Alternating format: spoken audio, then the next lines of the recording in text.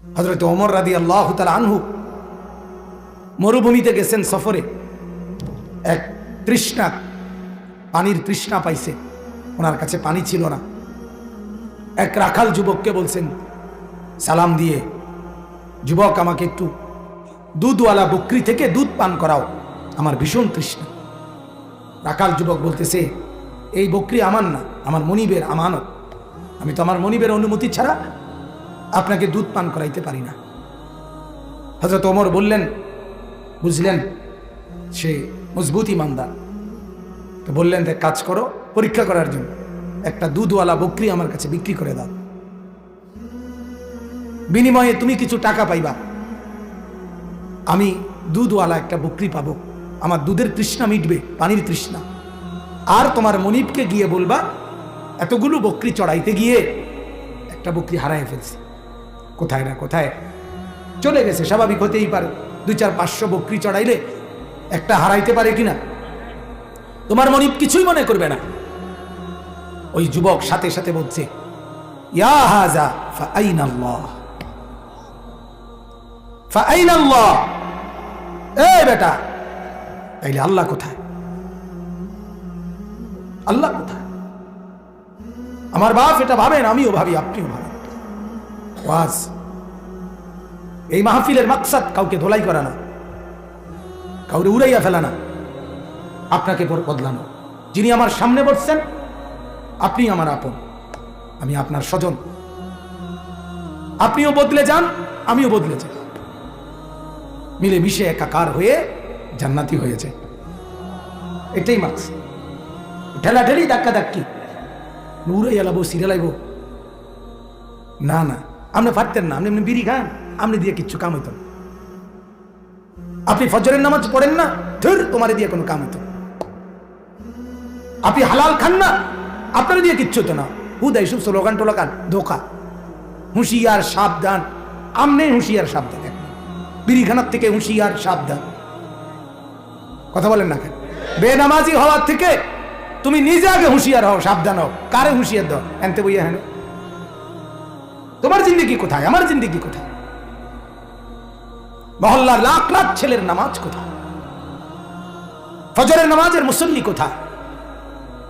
মা আর বোনদের পর্দা কোথায়? এদেরকে সাবধান করবে কি, এদেরকে হুঁশিয়ার করবে কি? বলেন বাপ। এজন্য ফিকির করি, নিজের জিন্দেগি গড়ি।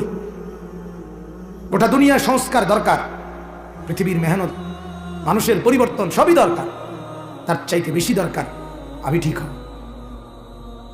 এই জন্য আমরা প্রত্যেকেই ভাবেন যে আমার দিলের মধ্যে আল্লাহ জমছে কিনা, আল্লাহকে আমি টের পাই কিনা, আল্লাহ তাআলা আমার দিলে অনুভব হয় কিনা, এটা খেয়াল করেন আপনি। এটা বললে হবে না, একবার আপনি অনুভব করতে হবে। আপনার দিলে আপনি যখন একাকী থাকেন আল্লাহকে মনে হয় কিনা, ফজরের যখন ওয়াক্ত হয় তখন আপনার আল্লাহকে মনে হয় কিনা, বাজারের চতুর্দিকে হারামের ব্যবসা করতেছে এই অবস্থায় আপনার দোকান, আপনার তখন আল্লাহকে মনে হয় কিনা, আপনারটা আপনি খবর ইস্তাফতি কলবাক, আপনি আপনার দিলকে ফতোয়া জিজ্ঞেস করেন। শুকর है दर्द दिल मुस्तकिल हो गया, अब तो शायद मेरा दिल भी दिल हो गया। ভারতের এক বড় বুজুর্গ তিনি বলছিলেন এই কথা, খাজা মোহাম্মদ আহমদ সাহেব রহমতুল্লাহ। উনি একদিন দীর্ঘদিন আল্লাহ তাআলার ইবাদতের উপরে মেহনত করতে করতে, আউলিয়া বুজুর্গ আল্লাহওয়ালাদের সোহবতে চলতে চলতে একদিন সারাক্ষণ অনুভব করছে, টের পাইছে যে দিলের মধ্যে আল্লাহকে মনে হয়, আল্লাহ আছে আছে মনে হয় সারাক্ষণ, যখন যেখানে। এই তখন নিজেই বলে উঠছে, শুকর है दर्द दिल मुस्तकिल हो गया, মাওলা আপনার শুকর, আজ হৃদয়ের ব্যথা আলাদা হইছে শুধু আপনার জন্য। अब तो शायद मेरा दिल भी दिल हो गया, মাওলা আজই মনে হচ্ছে অন্তর আমার আসলে অন্তরই হইছে, এটাই প্রকৃত দিল হইছে, যে দিলে আপনাকে অনুভব হয়। কাকে অনুভব হয় বলেন? আল্লাহকে। আমার বাপ, এটাই দিল। দিল তখনই দিল হয় যখন দিলে আল্লাহকে অনুভব হয়, हर तमन्ना दिल से रुखसत हो गई, अब तो आजा अब तो खलवत हो गई। দিলের সব আকাঙ্ক্ষা দূর করা আর দিলের মধ্যে আল্লাহ তাআলাকে একাকী অনুভব করা। হাদিসের মধ্যে আছে, আল্লাহ নবী সাল্লাল্লাহু আলাইহি ওয়াসাল্লাম বলেন, রাজুলুন যাকারাল্লাহ খালিয়ান ফাফাদাত আইনাহু, যে ব্যক্তি আল্লাহ তাআলাকে একাকী আল্লাহ তাআলার জিকির শুরু করছিল, আল্লাহকে ডাকতে শুরু করছিল, আর ডাকতে ডাকতে ফাফাদাত আইনাহু, দুই চোখ ভরে পানি ঝরতে লাগছে, একাকী নীরবে। আর শাজিম থেকে আল্লাহ তাআলা তখন বলবে, আমার অশ্রু ঝরানো বান্দা, আমি ওয়াদা দিলাম আমার আরশের নিচে আমার পাশে তোমাকে বসতে দেব, ছায়া দেব, আরশের ছায়া দেব, কাছে বসো। ওই যে আমার ছোট ভাই হাফেজ মাওলানা আতিক আমার পাশে বসছে, এটা অনেক মহব্বতের বসা। আল্লাহ তাআলা বলেন, তুমি যদি আমার কথা মনে হয়ে একাকী যদি কাঁদতে পারো, আমি ওয়াদা দিলাম যে 7 ধরনের ব্যক্তিদেরকে আমি আমার আরশের নিচে ছায়া দেব। হাসরের কঠিন ময়দানে যখন কোনো ছায়া থাকবে না, সেই 7 জনের মধ্যে তুমি একজন, তোমাকে আমি আমার পাশে আমার আরশের নিচে জায়গা দান করব।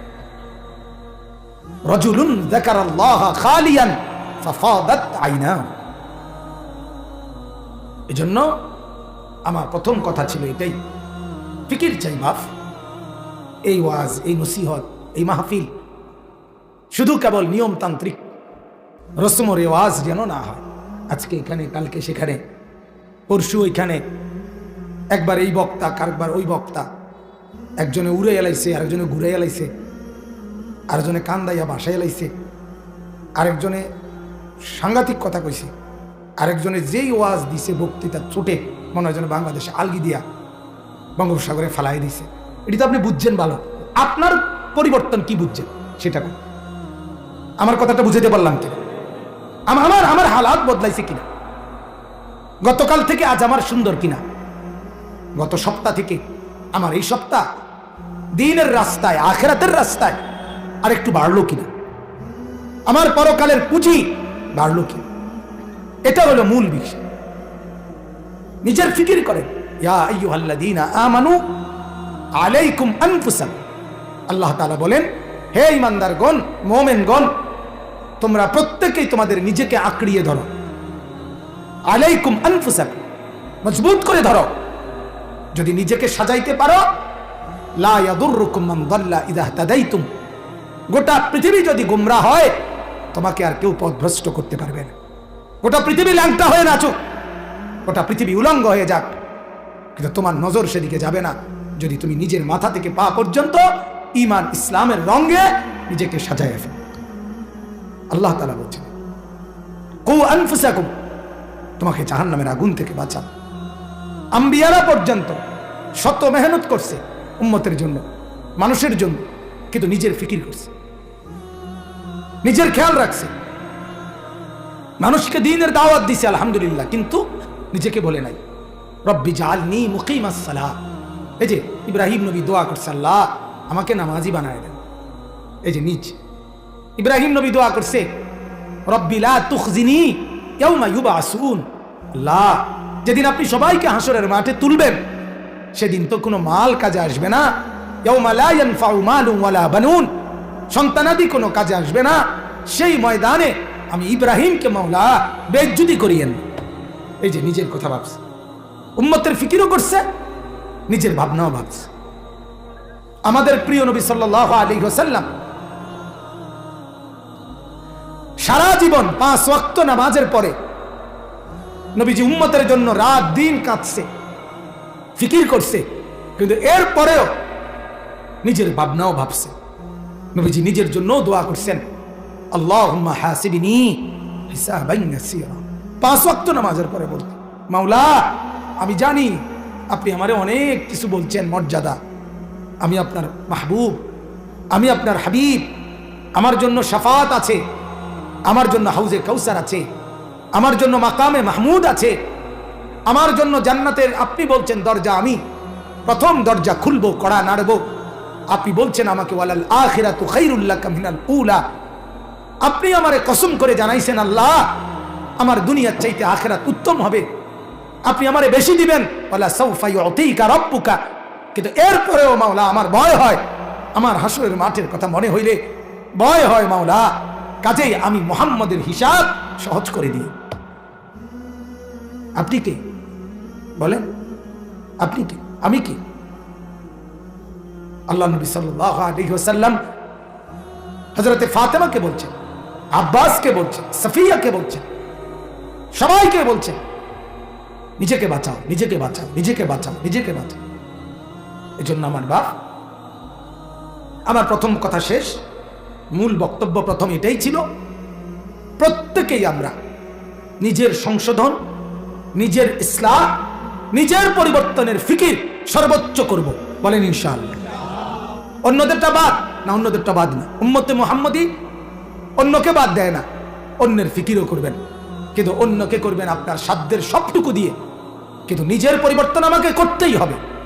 তুমি জাহান্নাম, তুমি আমার ছোট ভাই, তুমি যদি জাহান্নাম থেকে বাঁচতে পারো বা না পারো আমার লক্ষ্য বলার পরেও তো তুমি বা তোমারটা তুমি ভাববা, কিন্তু আমার ভয় আমাকে জাহান্নাম থেকে বাঁচতেই হবে। তুমি আমার স্ত্রী, তোমাকে আমি কোটিবার বলছি তুমি যদি না বাঁচো তো ছেড়ে দিলাম, কিন্তু আমাকে বাঁচতেই হবে। এই কঠোর ফিকির যদি কারো থাকে, আল্লাহ তাআলার সামনে দাঁড়াবার ফিকির থাকে, আল্লাহর কাছে যেতে হবে, এই অনুভূতি যদি দিলে জমানো হয়, ইনশাআল্লাহ আপনার জিন্দেগি, আপনার আমল, আপনার চলাফেরা খোদার কসম অনেক সুন্দর হবে। আমরা ভুলে গেছি আল্লাহকে, আমরা ভুলে গেছি মরণকে, আমরা ভুলে গেছি পরকালকে, যার কারণে 60 বছরের, আমার কথা রাগ করবেন না, যার কারণে 60 বছরের বুড়া মিয়া এখনো বিড়ি খায়। আমার স্পষ্ট ফতুয়া, যিনি এখনো বিড়ি খায়, আমার পুরা বুঝ এটা, ওই চাচার কলিজায় আখিরাত নাই, পরকাল নাই। যে বুড়া মিয়া এখনো চা দোকানে টেলিভিশনে নর্তকীর নাচ দেখে, ওই বুড়া মিয়ার কলিজার ভিতরে আল্লাহ নাই, আখিরাত নাই, পরকাল নাই, কিচ্ছু নাই, কিচ্ছু নাই বেটা। এখনো দুনিয়ার লোভ যায় নাই, এখনো বেড়ি দেখানোর শখ মিটে নাই, এখনো বিড়ি খানার নেশা যায় নাই। আপনি কবরে যাবেন কোন দিন? আরে কি আশ্চর্য কথা, আপনি মরবেন কোন দিন? মরবেন কোন দিন? হায় হায় হায়, আল্লাহ আমার দেশকে বাঁচান, জাতিকে বাঁচান, আমার এলাকাবাসীকে বাঁচান। আপনারা আমার স্বজন, আমি আপনাদের ছেলে, আপনারা শুনছেন আগেও, গত বছরও আমি আসছি। অতএব আমি অনুরোধ করছি আপনারা প্রত্যেকে নিজের ঈমান, আমল, আখিরাতের ফিকির করবেন, বলেন ইনশাআল্লাহ।